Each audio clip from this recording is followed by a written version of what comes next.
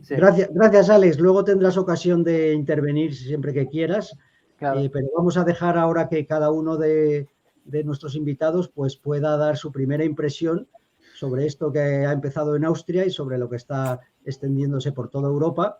A ver si están de acuerdo con ese epígrafe del programa, ¿no? Que es Austria o la deriva totalitaria de las partitocracias europeas. A ver si es cierto que Europa se está deslizando hacia situaciones muy peligrosas que acaben con, no ya con la libertad política, que según nuestro criterio, pues nunca la ha habido realmente en Europa, pero sí con las libertades individuales, ¿no? Como parece que algunas medidas pretenden.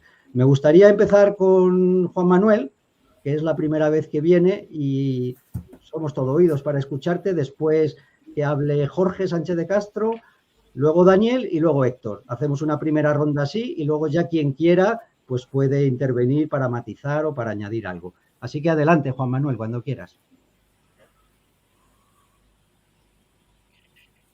Muy bien, seré breve. Como el programa era sobre Austria, estuve mirando los datos y precisamente es como dice Alex, ¿no? Es verdad que los casos han aumentado mucho en Austria, es como si fuese el doble que la primera ola, pero las muertes y los casos graves son la mitad. Es como decir, doble de casos, mitad de fallecidos, pero triple de pánico e histeria, ¿no? Sería un poco el titular que podíamos dar a este tipo de casos, ¿no? Es decir, cuando se dice, por ejemplo, el porcentaje de vacunados, vamos a ver, el porcentaje de vacunados, lo que importa realmente es qué porcentaje de los grupos de riesgo se han vacunado. Es decir, si una persona no es del grupo de riesgo, es una persona joven, es una persona que no tiene ninguna enfermedad previa, el vacunarse o no tiene relativamente poca importancia. Lo que tiene importancia es que una persona que está a edad determinada o que tiene una dolencia previa. Entonces, claro, eso hay que mirarlo. No es que se vacune todo el mundo. Ese es el problema. No es la obsesión por los casos. Hay una obsesión por los casos. No es la obsesión por curar la enfermedad. Es por eliminar los casos, por erradicar la enfermedad. Claro, la vacuna funciona relativamente bien para proteger contra la enfermedad grave en las personas que son vulnerables. Pero la vacuna no es suficientemente eficaz para prevenir el contagio, con lo cual están utilizando la vacuna para prevenir el contagio, lo están utilizando para lo que realmente no vale. Es una especie de absurdo, ¿no? Yo creo que estas medidas son una especie de chantaje, una especie de chantaje para que la gente se vacune, ¿no? Vamos a vacunar a los niños, vamos a vacunar a los jóvenes a ver si paramos el contagio. Pero si es que realmente el contagio va a reforzar la inmunidad. Lo que se está olvidando es que una vez que se han vacunado los vulnerables, contagiado es también un inmunizado. Eso es lo que realmente se está olvidando. ¿Por qué?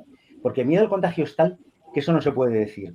Se ha olvidado completamente de la inmunidad natural, que es algo que, bueno, toda la vida era, ya he pasado la enfermedad, bueno, pues ya tienes inmunidad. Es una cosa que se ha olvidado completamente. Que la vacuna la hagan obligatoria es una cosa que no lo sé, no estoy seguro, ¿no? Porque lo dicen, pero claro, si la vacuna es obligatoria, de las consecuencias que puede tener la vacuna, culparían al gobierno. Ese es uno de los temas que yo creo que los gobiernos intentan, de alguna manera, evitar. Bueno, por ahora, creo que es lo que tenía que decir. Vale, Juan Manuel, luego puedes seguir desarrollando esa idea. Vamos a escuchar a Jorge. Jorge, adelante con tu primer análisis sobre lo que está pasando en Austria y en Europa. Bueno, para plantear un poco el debate, volver a insistir, porque creo que intervine ya en otro programa, que yo no voy a hablar de temas sanitarios ni de la eficacia de la vacuna, porque no lo sé. Evidentemente no soy científico y seguramente pues la vacuna tiene una función concreta y bueno, pues pero no quiero entrar en el debate científico. Pero sí quiero entrar en el debate político y este sería el primer asunto. Tendríamos que pensar por qué un problema sanitario se ha convertido en un problema político. Esto es una cuestión que creo que merece la pena que tratemos. ¿Por qué un asunto sanitario donde bueno, en principio la autoridad científica es la que se tiene que imponer y ya está? ¿Por qué se ha convertido en un problema político? Yo tengo dos elementos para poder explicarlo. Uno, bueno, puede ser que haya muchos, como hemos hablado, bebelejías, ¿no? Y nos hayamos vuelto locos, ¿no? Puede ser una explicación. Pero otra explicación es porque, como decían los teóricos políticos, la política realmente es la intensificación de un conflicto. Cuando cualquier asunto se provoca enemistades, entonces es cuando se convierte en político. Entonces, la cuestión es que este asunto de un problema sanitario, un problema de salud pública, se ha convertido en un problema político porque el Estado ha creado una enemistad en torno a la figura de los no vacunados.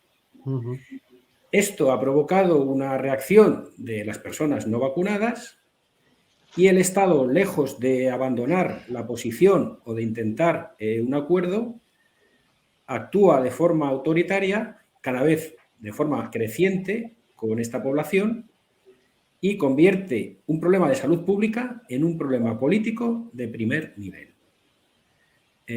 Por tanto, tenemos en la mesa una intensificación de un conflicto sobre un problema de salud. Eso es lo que creo que primero tendremos que tratar. Y luego, en segundo lugar, es el elemento de la técnica, porque yo creo que sin el elemento de la técnica no podemos explicar el autoritarismo estatal. Vamos a ver. ¿Vosotros imagináis que hace, no sé, 20 años es posible que un Estado pudiera encerrar o vacunar o controlar al 100% de la población como permite o pretende hacer los estados actuales? Yo creo que no. El problema que plantea esta situación es que la técnica pone ya en manos del Estado, hace posible el totalitarismo del Estado, porque plantea objetivos que sin el poder de la técnica eran completamente imposibles hace muy poco tiempo. Entonces se conjuga la voluntad totalitaria del Estado, que es una voluntad intrínseca, ya nos lo explica Bertrand de Jouvenel, ya nos lo explican los grandes teóricos de la ciencia política o del arte de la política, y por otra parte nos enfrentamos con una técnica en manos del Estado que le permite ejecutar esa política totalitaria.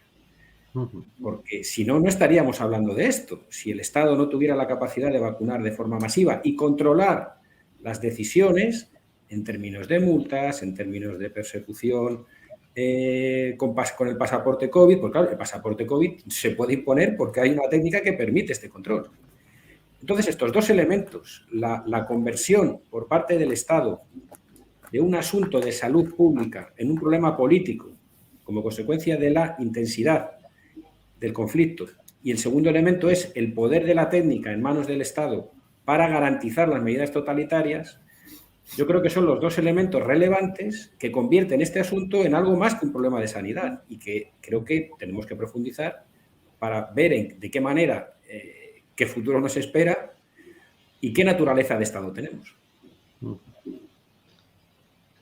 Pues gracias, Jorge, y desde luego es el objetivo de estos programas. Ninguno de aquí somos científicos como para entrar en cuestiones demasiado técnico-sanitarias, pero sí tenemos ciertos conocimientos sobre política y sobre el Estado y sobre cuál es su función y lo que pueden hacer los ciudadanos.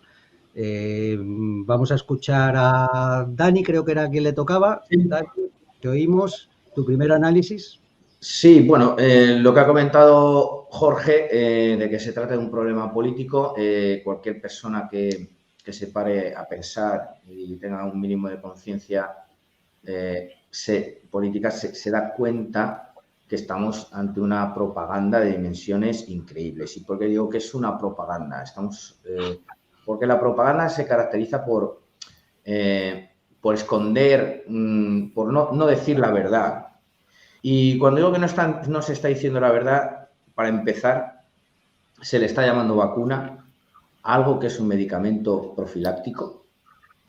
Y ya el hecho de que se esté llamando vacuna a esto ya es una mentira, es una falsedad. O sea, ya forma parte de la propaganda.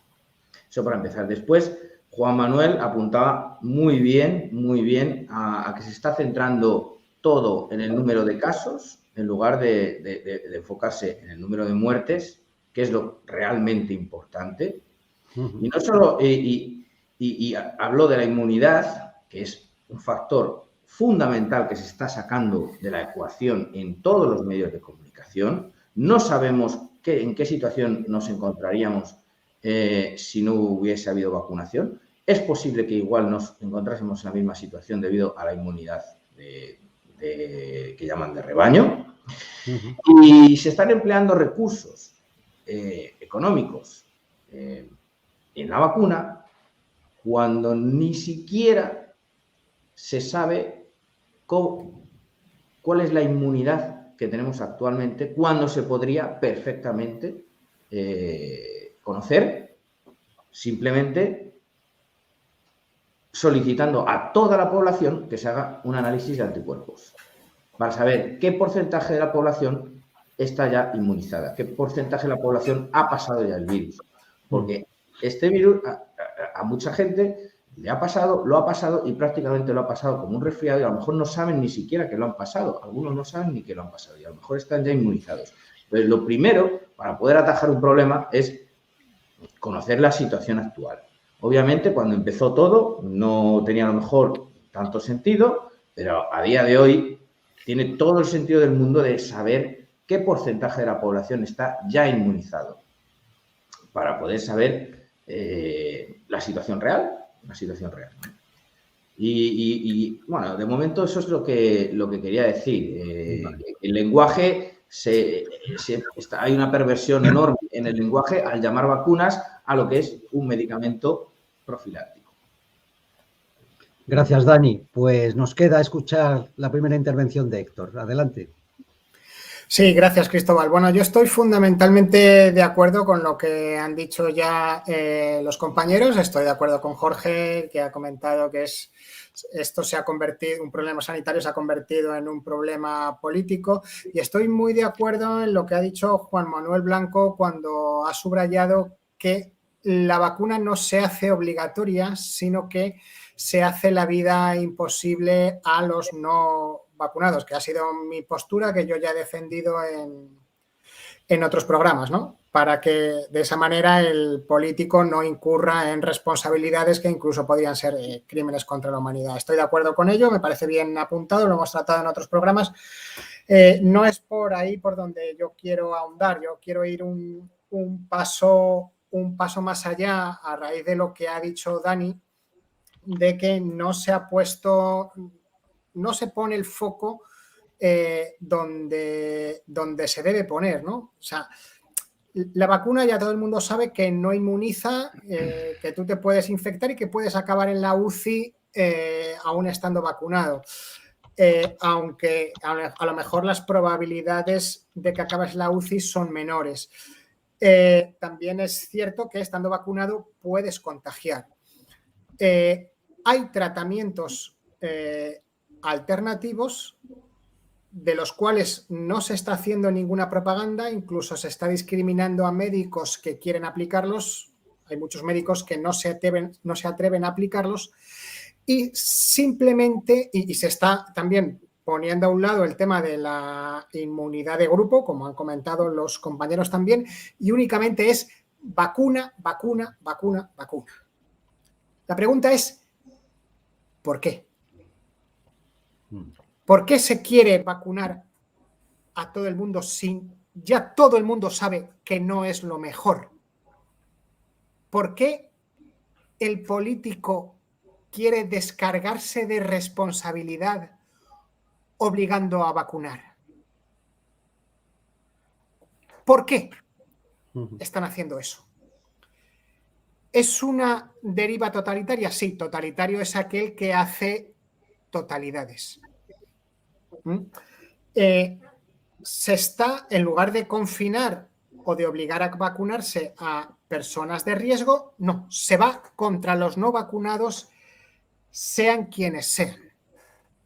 Yo aquí veo un paralelismo, pues como también ya ha apuntado Lorenzo Ramírez en otros programas, aunque yo lo he apuntado antes que él en algún chat privado que tenemos, yo veo un paralelismo claro con los años 30. Luego entramos en eso en detalle, Héctor, vale. si te parece. Que ese es que lo iba a enlazar ya porque era el tema siguiente. Sí, vale, pero entonces termino ya. Hay que ser siempre consciente de lo que no sabemos. Y creo que esta deriva totalitaria, obligando a la gente a vacunar y señalando y haciendo la vida imposible, metiendo en guetos, marcando con una estrella de David a los no vacunados, tiene que haber una razón detrás de eso, porque yo creo que únicamente el miedo del político a perder unas elecciones creo que no es suficiente para justificar una presión tan grande, habiendo tratamientos alternativos y habiendo ya inmunidad de grupo y llevando ya 20 meses de pandemia y sabiendo que el virus, como todos los virus siempre, tiende a remitir. Entonces, si el virus ya tiende a remitir, la pregunta es ¿por qué la presión para seguir vacunando se intensifica cada vez más? ¿Es un experimento social? Eso sería una hipótesis. ¿Hasta dónde está dispuesta la gente a aguantar en Europa occidental? ¿Es una política de reducción de la población? Como también se ha dicho en algunos foros, parece demasiado fuerte como para que sea verdad. ¿Por qué se vacuna a los niños cuando es 100 veces más probable que el niño se mate bajando una escalera que porque contraiga la enfermedad del COVID? Esas son las preguntas que yo creo que están sobre la mesa, ¿no? Pues sí, son preguntas muy pertinentes y de hecho me gustaría que intentáramos responderlas, ¿no? A esa